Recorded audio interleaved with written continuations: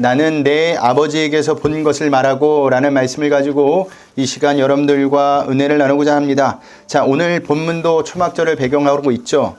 예수님은 초막절이 끝나는 날 여인들의 뜰에서 나는 세상의 빛이다 라고 선포하셨습니다.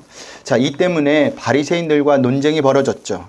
그런데 30절을 보면요, 이 논쟁을 벌이는 가운데 놀랍게도 거기 있던 많은 사람이 예수님을 믿었다고 합니다. 자, 오늘 본문은 아니지만 우리 30절을 보겠습니다. 우리 30절을 다 같이 읽겠습니다. 이 말씀을 하심에 많은 사람이 믿더라. 아멘.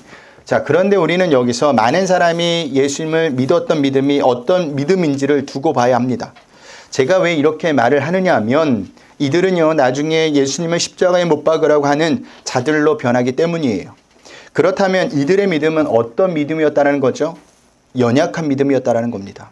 자, 마태복음 13장에서 예수님이 비유하신 씨앗이 돌밭에 떨어진 믿음과 같은 믿음이었다는 것을 보여주는 거예요.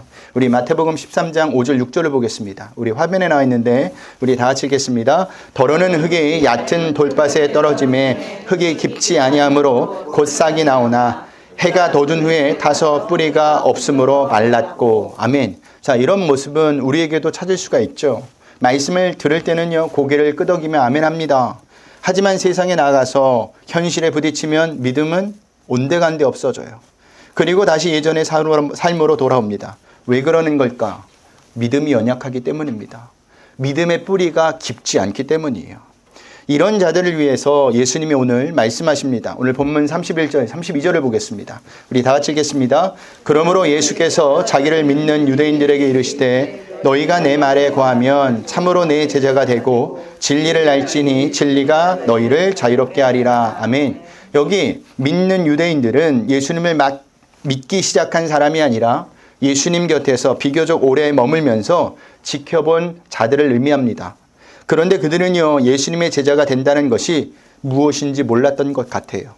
그러지 않고서는 예수님께서 내 말에 거하면 참으로 내 제자가 되고 진리를 알지니 진리가 너희를 자유롭게 하리라는 말씀을 하지 않았을 겁니다.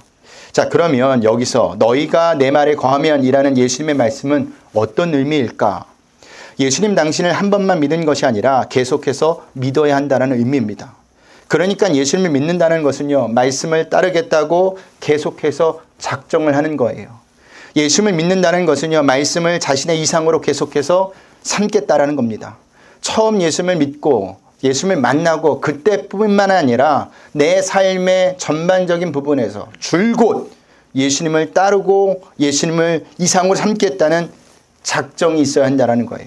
그러면 어떻게 된다고 하죠? 예수님은 두 가지로 말씀하시죠. 먼저는 진리를 알게 된다고 합니다. 그 다음은 진리로 인해 너희가 자유하게 된다고 해요.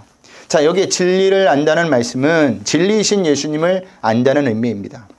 왜냐하면 진리가 누구예요? 예수님이기 때문이에요. 여러분, 우리가 예수님이 하시는 말씀을 믿고 듣고 따르고 순종할 때 비로소 예수님이 누군지 알게 돼요. 그런데 이렇게 아는 것은요, 정보를 통해 아는 것이 아니라 관계를 통해서 아는 것을 의미합니다. 자, 즉 겪어보고 아는 것을 말해요. 많은 시간을 가져봐야 아는 것을 말합니다.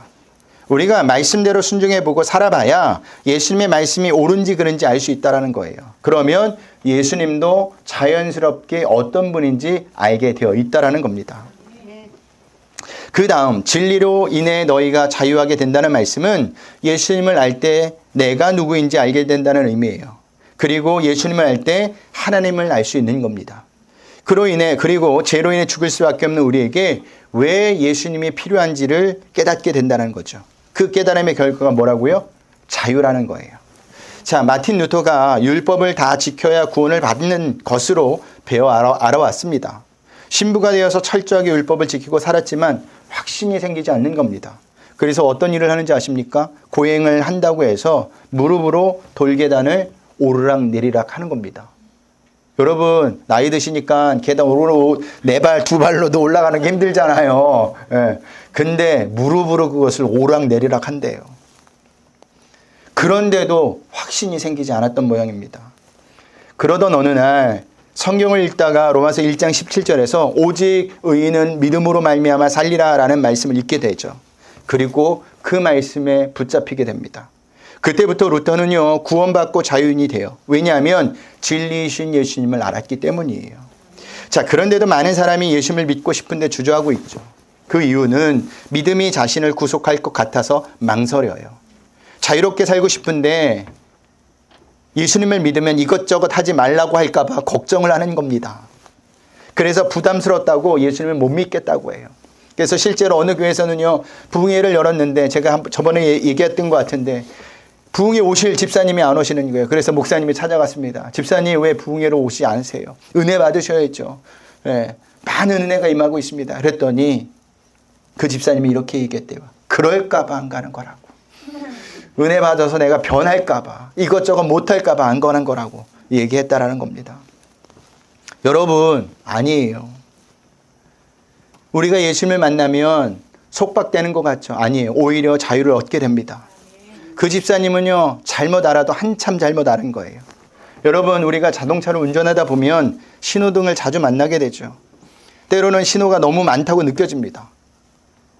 바쁜데 꼭 무슨 불이 들어와요? 내 앞에 빨간 불이 들어와요. 노란 불이 들어와요. 근데 막 짜증나기도 해요. 그리고 그 신호는 왜 이렇게 긴지, 똑같은 신호인데. 그러나 만약 신호등이 없으면 어떻게 될까요? 편할까요? 아니에요. 사고의 위험이 훨씬 더 크게 증가합니다. 교차로마다 차들이 서로 먼저 가겠다고 엉켜서 가지 못할 거예요. 엉망진창이 되는 겁니다. 마찬가지로 법이 있어야 질서가 있고 질서가 있어야 우리의 자유가 있는 겁니다. 하나님이 우리에게 예수님을 보내주신 것은요, 우리의 자유를 속박하려고 주신 것이 아니에요. 보내신 것이 아니에요. 다시는 제 종이 되지 않게 하시라고 예수님을 보내주셨다는 사실을 아셔야 합니다. 그렇기 때문에 우리는요, 예수님을 가까이 하셔야 돼요. 그렇게 날마다 예수님의 인도를 받으며 예수님의 제자로 살면 하나님이 주신 참된 자유를 누리게 된다는 사실입니다.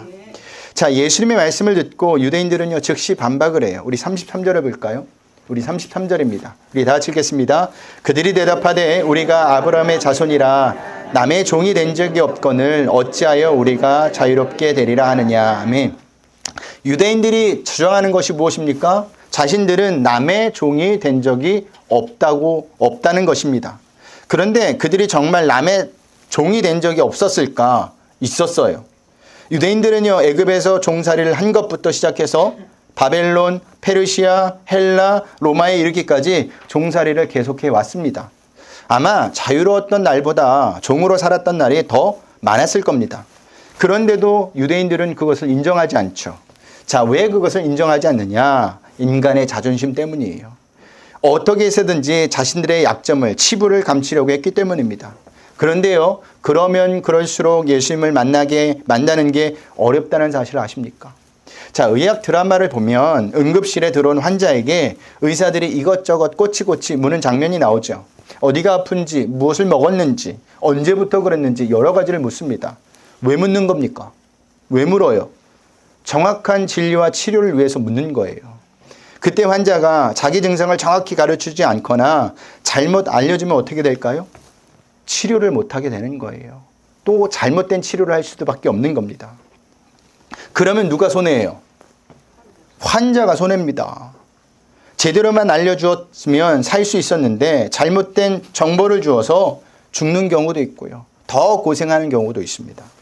그래서 유대인들이 예수님을 제대로 만나지 못한 거예요. 자존심 때문에 영생을 얻을 수 있는 기회를 놓쳐버렸다는 사실입니다. 하지만 유대인의 지도자였고 바리새인이었던 한 사람은 달랐습니다. 그는 예수님을 만나기 위해 자존심도 버렸어요. 그러지 않고서는요, 자기보다 한참 어린 예수님에게 랍비어라고 부르지 않았을 겁니다. 랍비라는 말이 뭐죠? 선생님이라는 말입니다.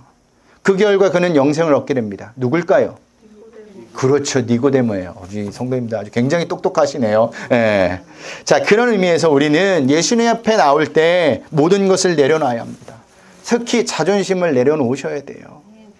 그럴 때 예수님을 만나게 되고 비로소 우리에게 참된 자유가 주어지는 겁니다. 자, 유대인들의 반박을 듣고 예수님은요, 그들의 잘못된 생각을 바로잡아 주세요. 우리 34절을 보겠습니다. 우리 다 같이 읽겠습니다. 예수께서 대답하시되 진실로 진실로 너에게 이르노니 죄를 범하는 자마다 제 종이라. 아멘. 자, 예수님은요 혈통적으로 아브라함의 자손이라고 해서 저절로 하나님 나라를 상속받는 것이 아니라고 하십니다. 그 구절이 죄를 범하는 자마다 제 종이라 라는 구절이에요. 자, 이 말씀은 중요한 것은 너희가 지금 어떻게 사느냐 하는 것이다 라는 의미예요. 어디서 사느냐, 무슨 말씀을 따라 사느냐, 누구의 영광을 위해서 사느냐가 중요하다라는 겁니다. 자, 교회는 다니는지 안 다니는지, 집사인지 아닌지, 어느 교단에 속해 있는지는 우리의 진짜 소속이 아니죠. 말씀을 따라 예수님을 따라 살지 않으면 죄를 범하는 자, 즉 죄의 종이라는 겁니다. 예수님의 말씀에 거하지 않으면 우리는 계속해서 누구의 종이에요? 죄의 종이라는 겁니다. 중간지대는 없어요. 빛과 어둠 사이에서 적당히 살 수 있는 것은 이 세상에 아무도 없다라는 겁니다. 그런 의미에서 바울만큼 유대인들의 이 착각을 잘 교정해 준 사람은 없습니다. 그는 갈라디아에서 이 문제를 이렇게 다루고 있습니다. 우리 갈라디아서 3장 16절을 한번 볼까요? 우리 다 같이 읽겠습니다. 이 약속들은 아브라함과 그 자손에게 말씀하신 것인데 여럿을 가르쳐 그 자손들이라 하지 아니하시고 오직 한 사람을 가르쳐 내 자손이라 하셨으니 곧 그리스도라. 아멘. 바울은 구약 성경에서 하나님이 아브라함과 그의 자손에게 말씀하셨던 그 자손이 복수가 아니라 단수라는 사실에 주목하죠. 그리고 아브라함의 그 자손이 그리스도를 의미한다는 해석을 합니다. 그리고 다음과 같은 결론을 내요. 29절입니다. 갈라디아서 3장 29절. 다 같이 읽겠습니다. 너희가 그리스도의 것이면 곧 아브라함의 자손이요 약속대로 유업을 이를 자니라. 아멘. 단지 혈통적으로 유대인이면 자동적으로 아브라함의 자손이 되는 것이 아니라 예수님 안에 거할 때, 믿음으로 예수님의 제자로 살 때 아브라함의 자손이 되고 하나님의 나라를 유업으로 상속받을 하나님의 아들도 된다는 말입니다. 그러면서 예수님은요 자유 없는 종과 자유 있는 아들을 예를 들어 대조를 하십니다. 우리 35절 36절입니다. 다 같이 읽겠습니다. 종은 영원히 집에 거하지 못하되 아들은 영원히 거하나니 그러므로 아들이 너희를 자유롭게 하면 너희가 참으로 아멘. 자, 예수님은 당신을 거절하는 유대인들을 죄의 종이라고 하시면서 죄의 종은 하나님 나라에 천국에 거할 수 없다고 말씀하십니다. 하지만 아들은 하나님 나라에 영원히 거할 수 있다고 하시죠. 그런데 예수님의 말씀이 여기서 끝나지 않아요. 그 다음 말씀을 보면 어떤 말씀을 하시냐면 종이 하나님 나라에 들어갈 수 있는 길이 있다고 하십니다. 그 길이 뭘까요?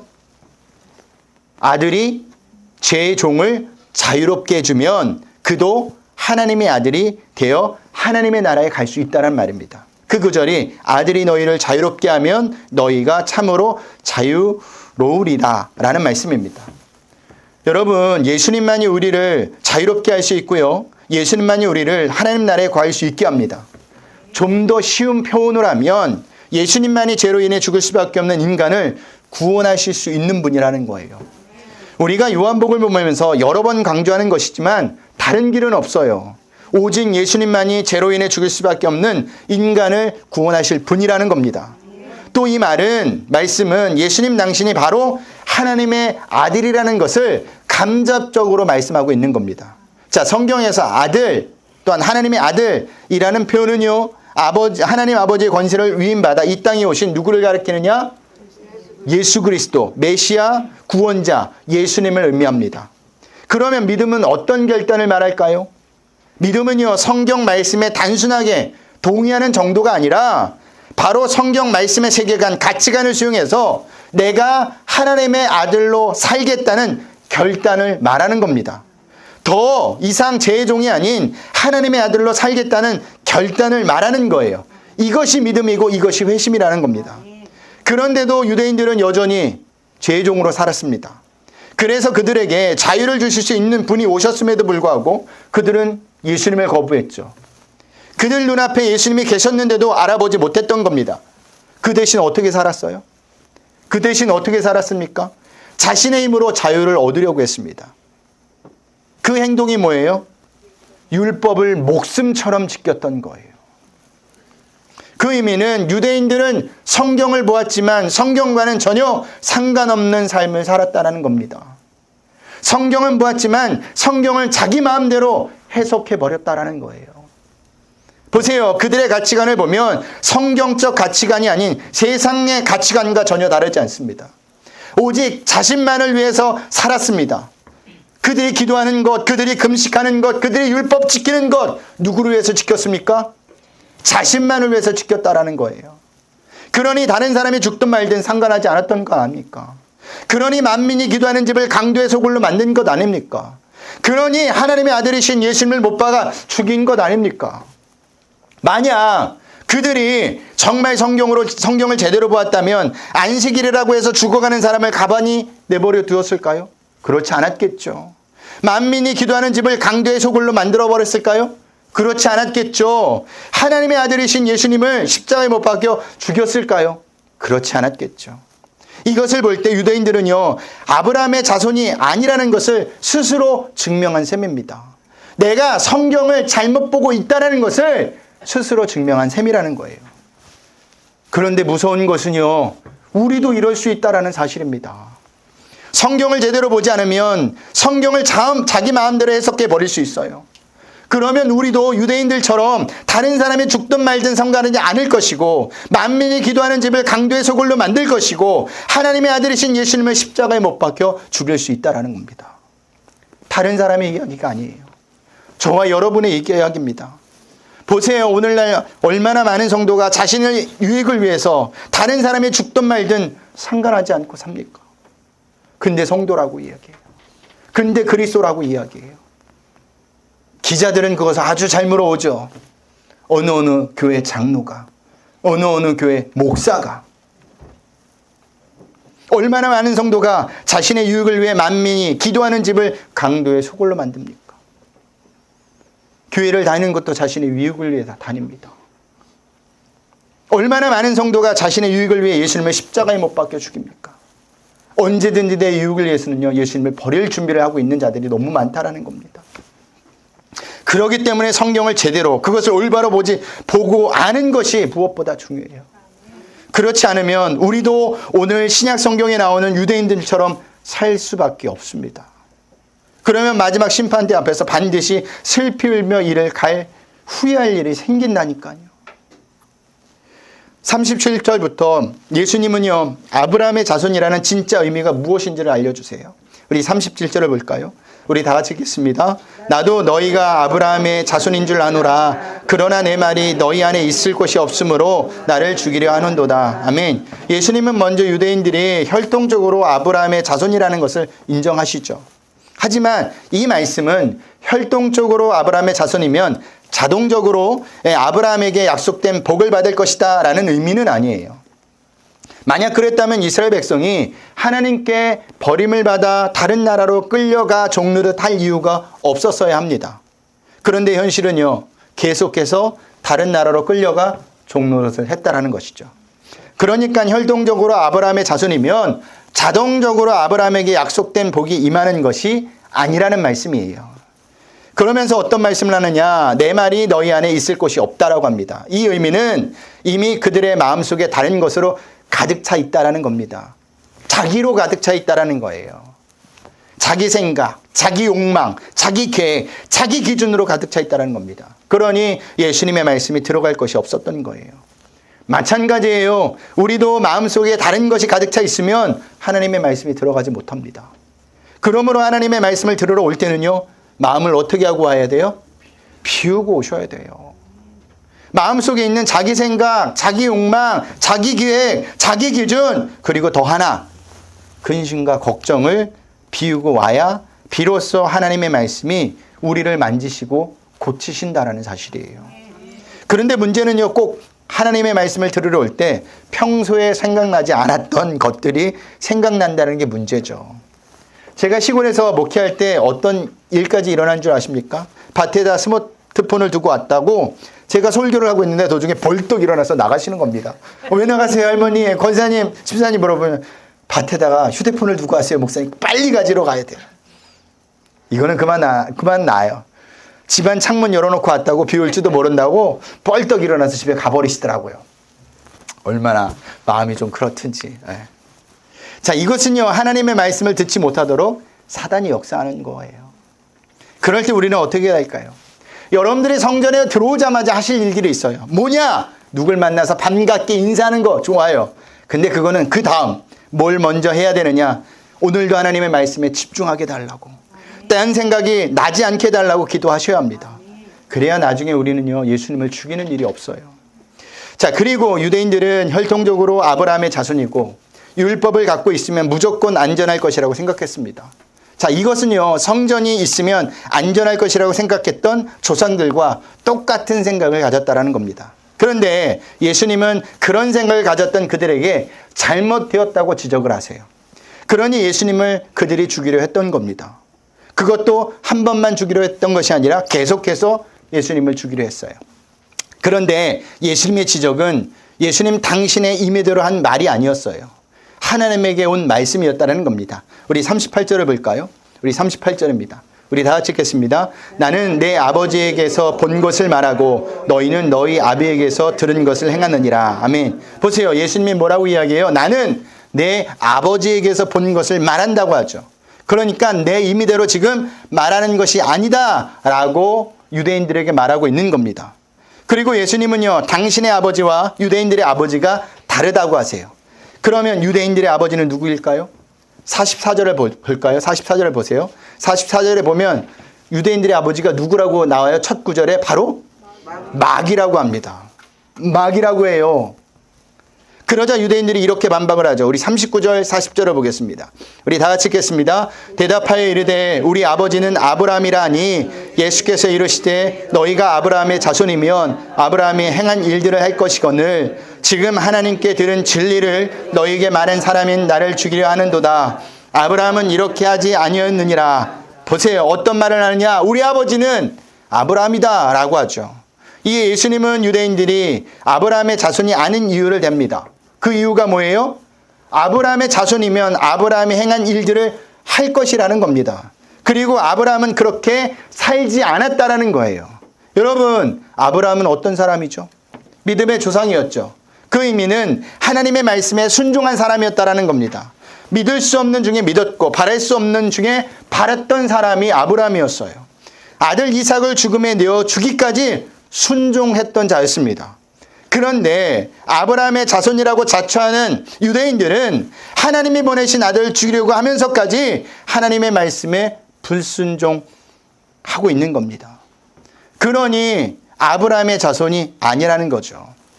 여러분, 누구의 자식인지는요, 누구를 따라서 살고 있느냐에 드러납니다. 우리가 말하고 생각하고 행동하는 것을 보고도 세상도 우리 아버지가 누구인지를 알게 됩니다. 사람들이 우리를 보며 저 사람은 하나님의 아버지의 자녀라고 인정할 때 하나님도 우리를 자식이라고 인정할 거라는 거예요. 여러분, 우리는요, 하나님의 자녀입니다. 하나님의 백성이에요. 그렇다면 무엇을 따라 살아야 되죠? 말씀을 따라 사셔야 돼요. 그런데도 그러지 않고서도 나는 하나님의 백성이다, 성도다, 그리스도인이라 라는 사람들이 너무너무 많다는 겁니다. 그러니 세상 사람들이 하나님을 믿지 않는 거예요.